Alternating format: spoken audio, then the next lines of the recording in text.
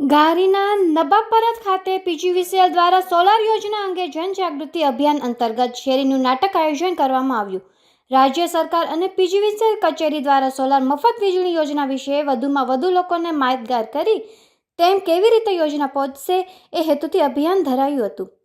The પીવીસીએલ engineer Shri સાંગાણીના માર્ગદર્શન હેઠળ નબાપરા વિસ્તારમાં શેરી નાટક રજૂ કરવામાં આવ્યું, જેમાં સ્થાનિક લોકો સોલાર યોજના વિગતવાર માહિતી આપી જાગૃતિ ફેલાવવાનો પ્રયાસ કર્યો હતો।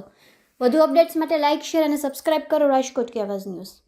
હા બરાબર, એનાથી તમને જે તમારું વપરાશ છે એ તો વપરાઈ ગયું બરાબર, પણ જે ગ્રીડમાં કઈ છે એનું તમને આવક થાય। સારી રીતે સમજાવવું પડે। મારા ગંગારામને સારી રીતે સમજાવવું પડે।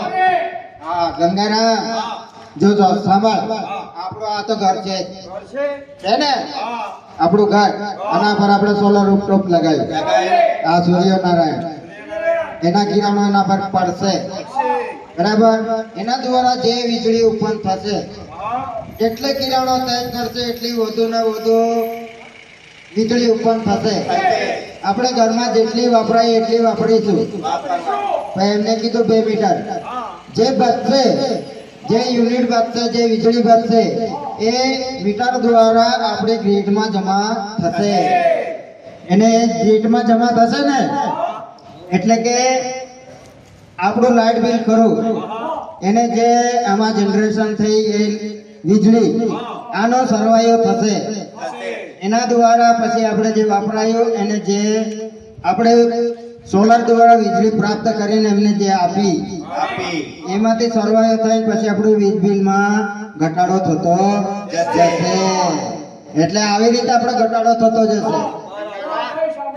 હા આ તમે જે સૂર્યનારાયણ બતાવ્યું ને, બતાવી જાઓ, હાલો હમણાં હવે હા અહીંયા બોલો, અહીં મારી જોડે બોલો, તમને બોલાવે, તમને જ બોલાવું છું ને।